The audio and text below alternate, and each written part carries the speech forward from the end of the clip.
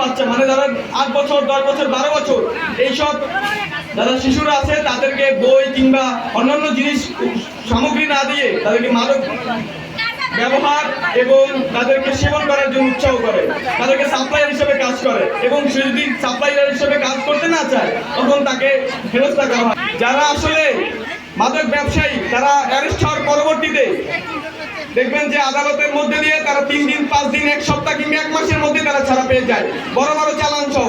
আপনারা এলাকাবাসী যাকে পুলিশের কাছে দিবেন ওই যে আসামি তার যে অ্যাডভোকেট আছে তার যে আইনজীবী আছে তাদের হস্তক্ষেপ করতে হবে, কারণ তাদের মধ্যেই তারা বারবার ছাড়া চলে আসে কিংবা তারা তাদের যে অপরাধ সেই অপরাধটি ঢাকার সুযোগ পায়। আপনারা গণবিদ্রোহ করবেন। যে মাদক বিক্রি করে আপনারা দেখেন না যেখানে বসে বসে ডালা নিয়ে বিক্রি করে, তাহলে আপনারা ধরেন না কেন? ধরে মানে মায়ের দিয়ে একবার পুলিশে দেন, পুলিশ যদি অ্যারেস্ট না করে তখন আপনারা প্রতিবাদ করেন। যে পুলিশ টাকা খাবে, শোনেন পুলিশ আপনারা অনেকেই বলেন এটার উত্তর দিবে অবশ্য। আপনারা যে মনে করেন না অনেকে বলেন যে পুলিশ টাকা খায়, ল্যাবে টাকা খায়, আপনারা ভিডিও করেন, সেটা তাদের যে উপায় আছে। শোনেন শোনেন বাপের বাপ আছে, বাপের বাপ আছে, সুতরাং যে পুলিশ টাকা খায়, যে পুলিশ ঘুষ খায় তারও বাপ আছে, তার কাছে বিচার না পেলে তার দাদা আছে, দাদা না থাকে তার তালই আছে, মানে সমাধান আছে।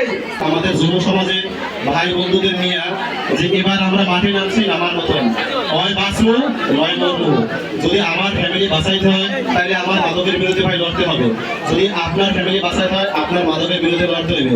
আচ্ছা একটা কথা তো সবাই জানে, ধরেন 3টা চোরের লাগে বা 5টা চোরের লাগে, যদি 3টে ভালো মানুষ আনে সমাজে তো বলবে 5 জনই চোর, বলবে না ভাই?